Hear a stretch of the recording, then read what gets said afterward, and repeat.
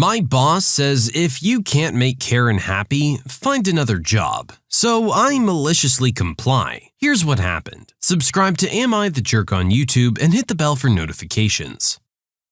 I work at a well-known huge grocery store in the bakery/deli. I've been in the general area now for 3 years, been in management, and recently stepped down this year to focus on college. In early July, I turned in my letter of resignation, letting them know that August 13th would be my last day. It's now about mid-July, and we've got an audit going on. Basically, everything has to be perfect. They ask you questions about your job, and everything has to be up to code. Up till this point, we've been having an issue with staffing because instead of hiring employees full-time, they hire everyone part-time. I'm the only full-time employee in my department. Because of this, there's never enough people to work, and they'll schedule 4 people working 3 to 4 hour shifts one night. And then the next, one person will be closing alone the entire night, usually me. I'm fine with that. I enjoy working alone. But this night was extra stressful with all the extra work I had to do because of the audit. I was all alone the night in question, and working a shorter shift than usual. We tend to close the deli around 8 p.m. and have 2 hours to clean up. I was scheduled till 8:30 and spoke to my managers about it and got permission to close at 5 so I could take my lunch break and have 2 hours to close up. My managers also said that I would be sent someone around 7:30 p.m. to help me close on time. Around 7 p.m., a woman comes up to the meat slicers asking for some sliced meat. I tell her I'm sorry, but we're closed for the night. She chews me out for a moment and complains that she comes here every other night and we're always open. I try to explain to her that we're low on staffing and I've already cleaned the slicers for the night, and she leaves. About 5 to 10 minutes later, my assistant manager walks up and asks me what the problem was. She had gone to management and demanded that we slice her meat. I explained the situation, and his response was to berate me for closing the deli down early and tell me to help her and just clean it again. "Just stop being difficult," is what he said. After slicing her some meat, we ended up being out of a different kind, and she walked out of the store leaving everything behind, and meaning I had created more cleaning for nothing. I was ticked. I took a walk to cool down and went to find my buddy who was supposed to come over at 7:30 p.m. and ask when he was coming over. When I found him, he told me he wouldn't be able to come over because the assistant manager had come over and given him a long list of stuff to do for the rest of the night. That ticked me off even more. I found the assistant manager and was like, "Dude, what the heck?" and reiterated that I was leaving at 8:30 p.m. and needed some assistance. He told me to once again stop being difficult and just to get it all done.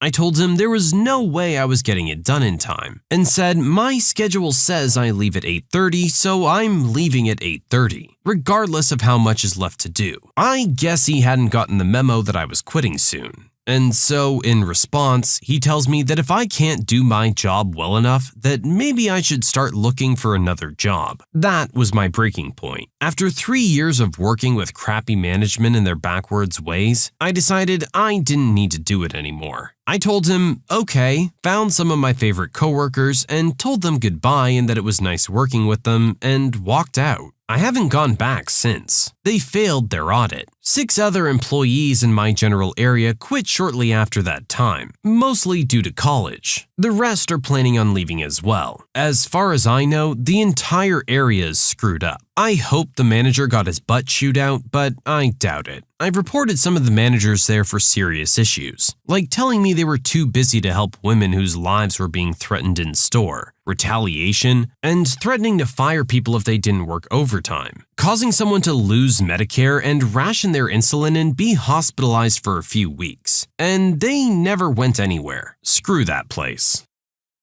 Yet another example of how employers need employees more than they think. We can find a job at any old grocery store. It's not a big deal. But you have someone who's been there for a few years and works hard, and this is how you treat them? Everyone has a breaking point. and when you're not going to give them any support when they need it, they're not going to care too much to help you in return. There are so many stories like this, where an employee walks out after being threatened with being fired and the whole place falls apart without them. I guess sometimes that has to happen before management learns its lesson. Hopefully they did, because I'm sure this was not worth it for them.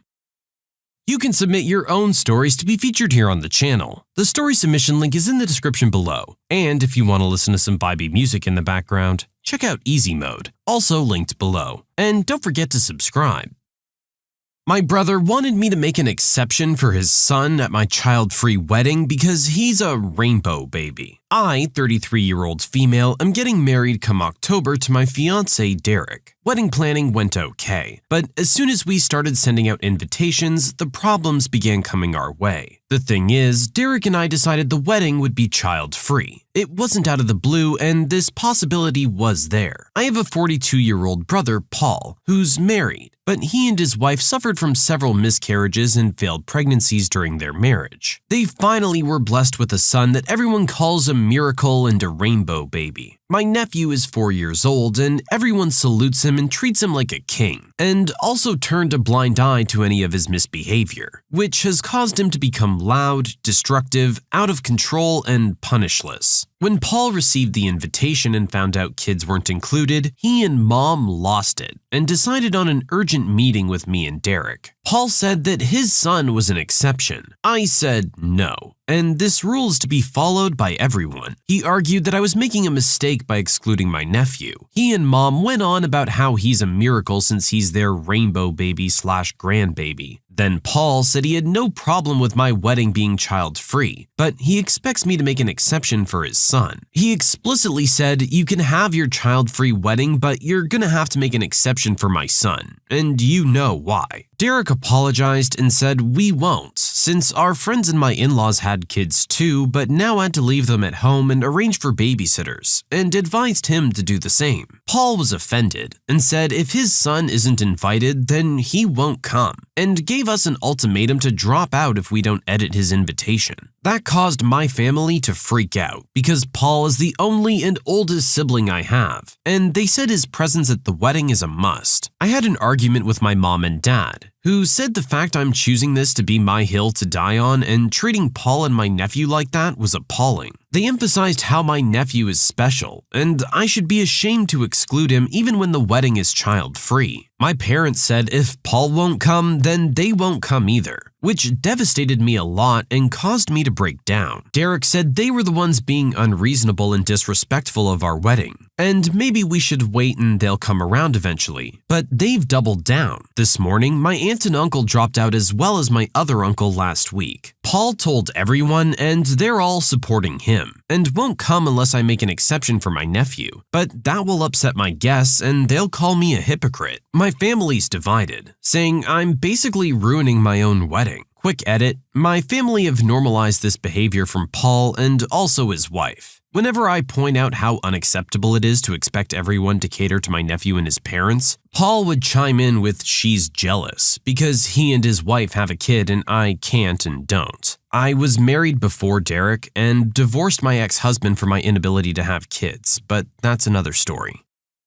Oh, that quick edit at the end kinda changes everything. Maybe some of your family is having a different view as to why you're doing this, but that's not really what this is about. It's about the wedding, and about having a good time and not having to worry about kids causing mayhem. We all know how kids can be, and while it would be nice to have kids there are some times where maybe it's just best if they stay home, especially if there's only a couple that we're talking about here. Just look at it as the parents having a night off and having a good time without having to worry about the kids. Also, being the host of a wedding that has kids now attending requires a whole bunch of other stuff that you now need to take into consideration. Different meals, a separate table, entertainment, all that kind of stuff. I totally understand the decision to want to keep it a child-free wedding, especially if it's a small wedding that they're paying for themselves as well. The way the family supports this behavior is just kinda crazy. This kid doesn't deserve to be treated like God's gift to Earth just because they were born. The world doesn't revolve around any one person. I just feel really bad for our original poster here, because it's a tough situation to be in. Obviously, you want all your other family members to be there, but them then using that to pressure you into inviting the hellion is just wrong. That's your day. They're supposed to be there to support you, not give you a hard time over something like this.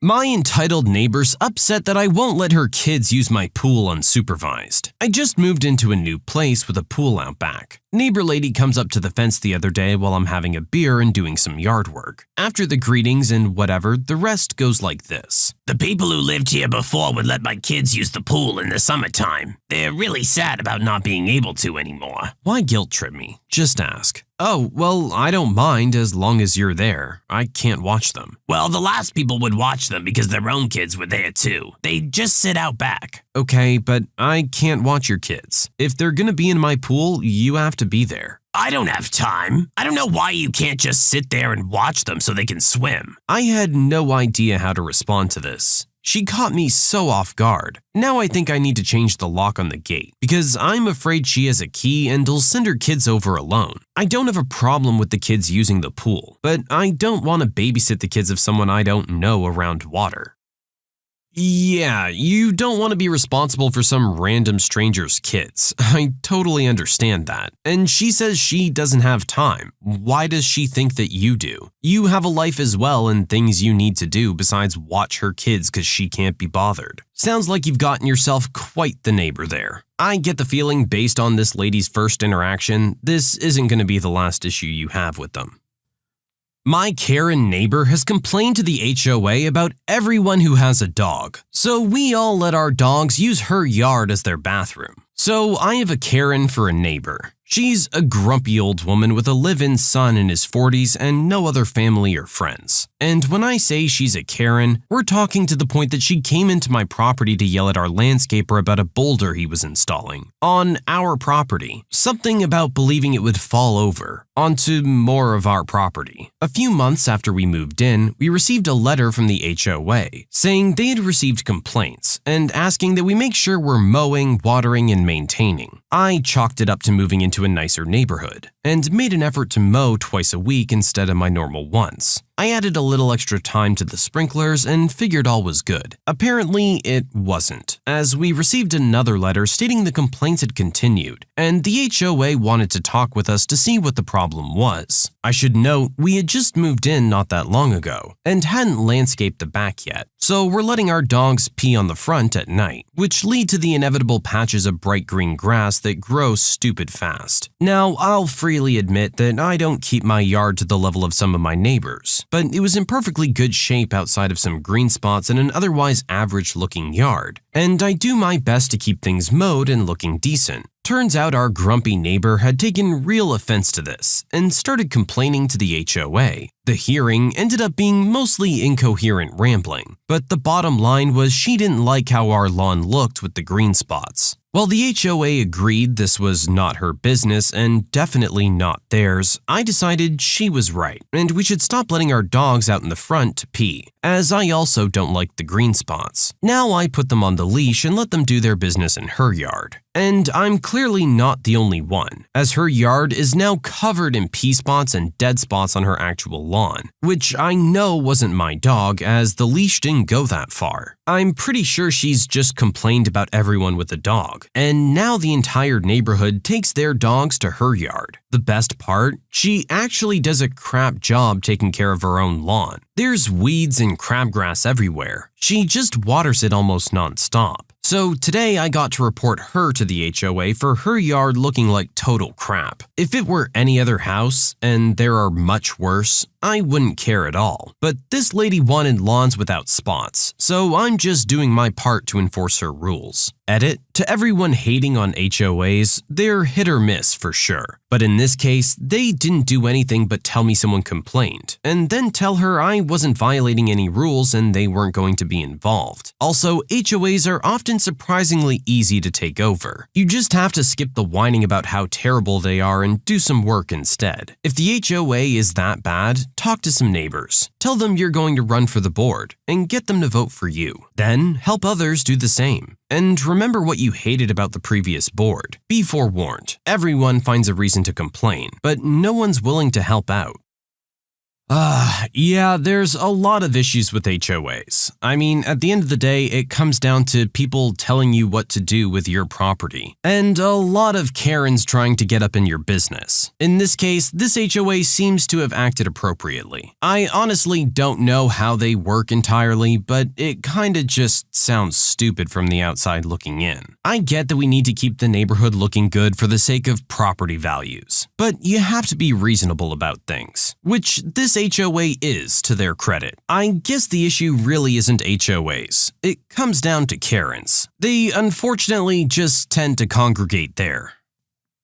My awesome English teacher let us know that the administration told him he wasn't to tell us that we didn't need to show up to class. Back in senior year of high school, I had an amazing English teacher, very engaging and passionate about what he did. A great class to have first period. Well, the class is all seniors, and it was the end of the year and finals were coming up. You know how that goes. Our school's schedule for finals was 2 periods or classes per day for 3 days. The administration, wary of senioritis and kids skipping class, warned the teachers that they must hold class on the day of their scheduled final, and that they cannot tell the students that they don't need to show up. So my teacher, the week before finals, gets up in front of the whole class and says, "For our final, we'll be watching a movie. Now, the administration has told me I'm not allowed to tell you that you don't have to show up to this final." He stares at us and pauses for a few seconds, so I will not do so. Needless to say, I got some extra Z's that finals week. Yeah, like, why are you gonna make the kids be there if they really don't need to be? If they've already got a lot going on that weekend, let them have those extra few hours. What's it to you? They're leaving the school. They're done. This is their finals week. It doesn't matter if they miss that class. If there's someone who really cares about perfect attendance, then they can choose to be there. But for those who want to use that free time, why not let them? They are practically adults. Stop treating them like they're 5. Let them have the afternoon off. My 10-month-old kitten decided to attack me in a very sensitive area. I had just come home from work after a particularly hectic and busy day. Usually I'm a take a shower before bed kind of guy, but after this particular shift, I decided the first thing I needed to do when I walked in the door was get the grime of the day off me. I quickly told my wife and son hi and immediately jumped into a steaming hot shower. The aches and pains of the day washed away. Temporarily. Now, for a bit of backstory, 99% of the time I can come home for lunch and eat a meal with my wife who works from home. However, this day I had to work in a remote location and was not able to do so. So, once my wife heard the water turn off, she came into the adjoining bedroom to talk to me since we hadn't had a chance to chat all day. But something else you must know is we have a 10-month-old kitten. For lack of a better word, he's a bit of a demon. One minute he's snuggling you and the next he's fighting you. He also adores my wife and follows her everywhere she goes. My wife comes into the bedroom and lays down on the bed to start chatting about her day. I get out of the shower and come out naked to talk with her since I'm eager to chat with her too. I figured no towel is needed. I can let my body air dry and cool off with the fan, especially since the day and shower were so hot. No big deal, I assumed. So there I was, leaning on the edge of the bed, naked, talking with her about her work. Little did I think about the fact that my very hot shower had made certain anatomy of mine much more danglier. Nor did I think about the fact that a demon could be hiding under the bed. So I'm chatting with my wife happily about an order she received when suddenly my happy sack is knocked to the left with what I can only assume in the moment was razor blades. The sudden shock and searing pain made me jump up and run faster than I thought possible. Apparently the demon had decided I had a new toy dangling between my legs, and for some sadistic reason decided his claws were necessary for playing playing with new said toy. Luckily, I survived the ordeal with just a scratch and a bit of blood loss. But I now live in fear of my new overlord. He asserted his dominance and showed me he can destroy me without warning at any time. And he's not even a year old yet, so I have many years of dread in front of me. Oh, poor guy. I'm sure that didn't feel great. Yeah, unfortunately, kittens at that age are completely mischievous. Sometimes they're cool and they're all snuggles. But yeah, they can flip at the drop of a dime and all of a sudden scratch you to heck. They think they're playing, but don't understand how freaking much that hurts. It's almost like the smaller their claws, the more they hurt. It does sound like our original poster learned from this experience though, and will be on guard going forward. Maybe make sure you've at least got that towel on. Otherwise, that kitten might decide that that toy is fair game again. When you subscribe, make sure to hit the bell to turn on notifications. Put the playlist on in the background to finish listening to all the stories. Or if you want to listen to some vibey music in the background, check out Easy Mode. If you like Am I the Jerk, give Am I the Genius a shot. Everything linked in the description.